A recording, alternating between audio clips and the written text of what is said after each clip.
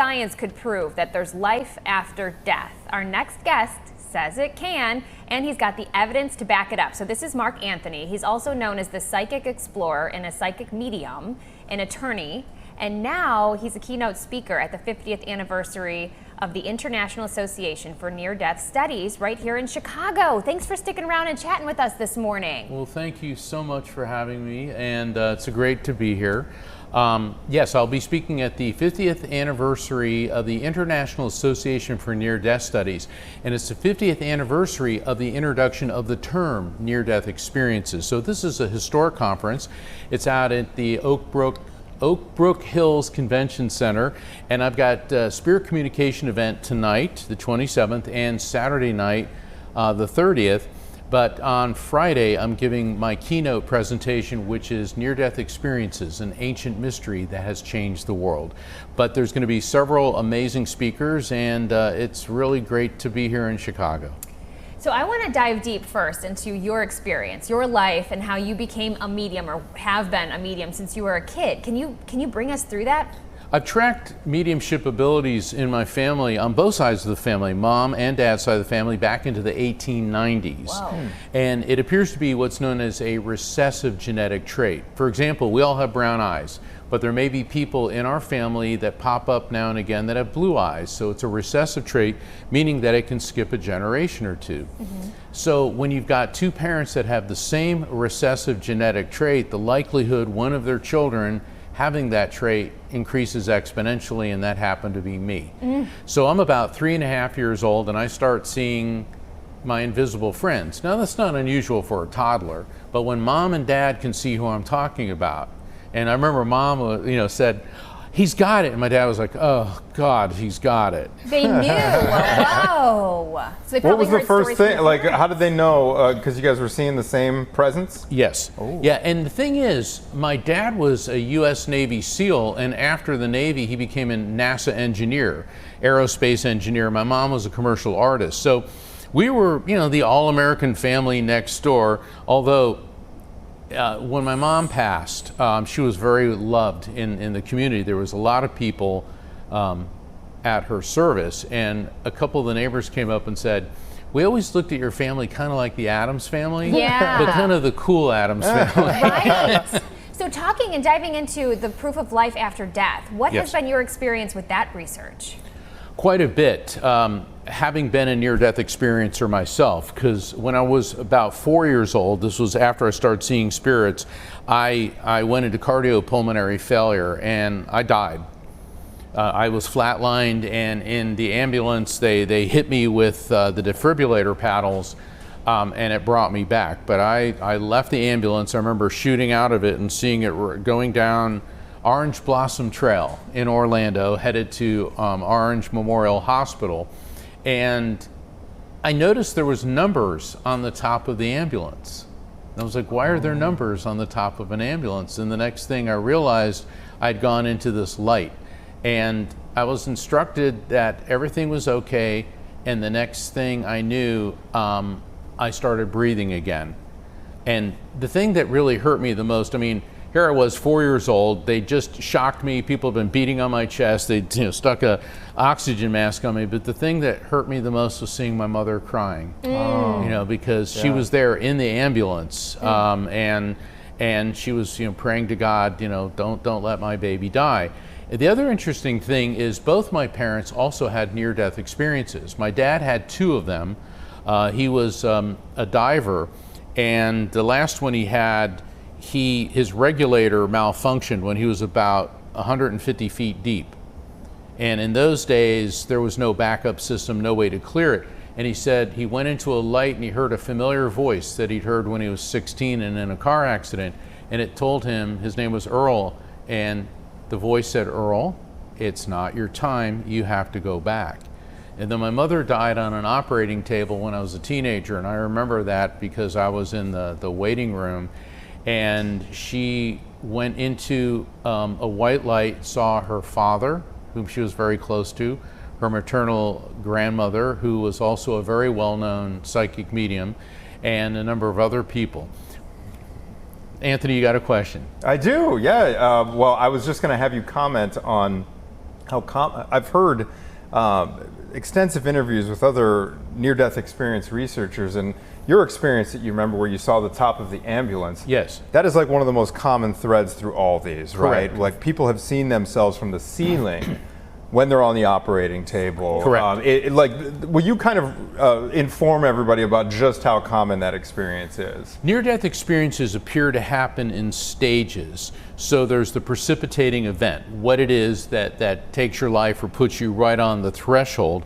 And what happens is your consciousness separates from your body. You get a floating sensation, and what you're discussing is known as veridical perception. Veridical perception is where you're able to see things external from your body, like I did the numbers on the ambulance. My mother saw the operating table, and then she shifted away from that. So veridical perception is one of the first stages. Then the second one is the traveling through a tunnel into a light. Mm-hmm. And then when you get into the light, you begin to perceive people who have died, close friends, loved ones. If you go to the next stage, into the light, this is where people describe an encounter with the divine power we would call God. And for those of us who've had near-death experiences, even the word God is too limiting. It's the most incredible, beautiful, you feel like you're part of everything, everywhere. There's this absolute wisdom and love that you're communicating with. And it is very remarkable. So the way I look at it is, here's your body, and when you have an NDE, it's like you're attached to a rubber band and and it depends how far you go, then you touch the other dimension. Mm-hmm. I call it the afterlife frequency. You can call it heaven, nirvana, and then you're pulled back. Mm-hmm. Now, as a medium, I communicate with the people whose rubber band snapped and they have gone on into the white light, and that's such an amazing ability, gift. I mean, I thank God every day for being able to do this. Really? Whoa. Yeah, I asked your experience, like, because you can communicate with these people, if it just happens spontaneously. You said you can turn it on and turn it off. That's part of being disciplined. I meet a lot of inexperienced and young mediums that say, oh, they're around me all the time. Well, here's the question. Do you leave the doors and windows of your house open 24/7? Of course not. So why would you want to do that to you mentally? Mm-hmm. And also it degrades the quality of the contact if you're constantly getting bombarded, as opposed to you define the parameters of the contact. The spirits that work with you are going to respect that. You let them know, I'm either doing this or I'm not, and it enhances the quality of the contact. Now, that's not to say that I've been places and all of a sudden a very persistent spirit will want to get a message through to someone.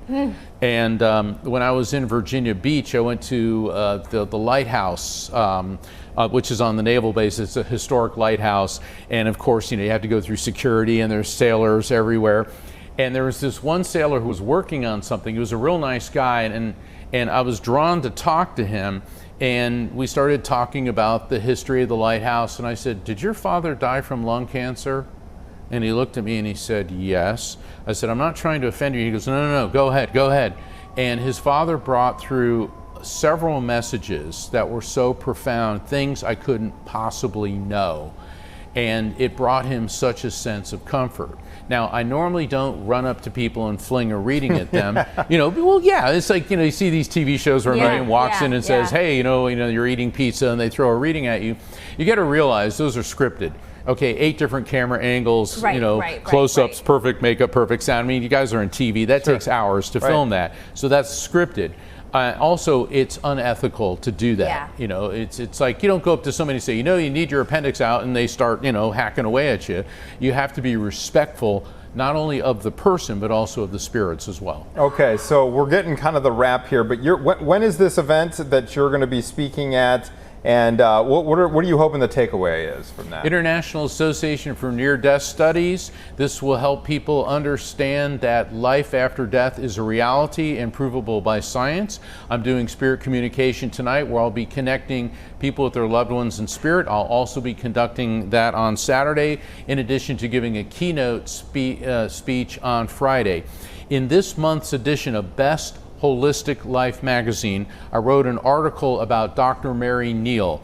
And she's an amazing surgeon, head of surgery at USC, total skeptic, but had a near-death experience that changed her life, and in many ways changed so many other people's perception of the afterlife. And every Thursday I do a live stream show, The Psychic and the Doc. My co-host, Dr. Pat Basili, is a psychologist. People call in, I do readings for them. Dr. Pat helps them understand the depth of the messages. If you want to find out about all these things, my website, afterlifefrequency.com, and my latest book, The Afterlife Frequency, has been endorsed by the top scientists that study the afterlife in the world, and I'm very humbled that it was up for a Pulitzer. So wow. It's all at afterlifefrequency.com. And I want to thank you, Caitlin and Anthony, for having me on the show. It's a great honor. And Chicago is such a beautiful city. Enjoy it while really you're here. You got great weather while you're here. Thanks for coming on the Thank show. you, Mark. I wish we had the rest of the hour. I listened to this 2-hour podcast where they talked to another researcher about NDEs, and some of the stories are incredible. Like people who were completely unconscious going to the hospital, they knew what the outside of the hospital looked like, what the receptionists looked like, what the doctors were talking about while they were flatlined. I've got so many accounts from friends and colleagues that have NDEs. Maybe I'll be able to come back come and back. maybe, share some of those come back with and you. visit. Even Zoom maybe one of these days. That would be great. Yeah. Okay. Thank Mark you guys. Anthony. To everyone, Big fan. All God right. bless Thank you. you. And Thank you, Mark.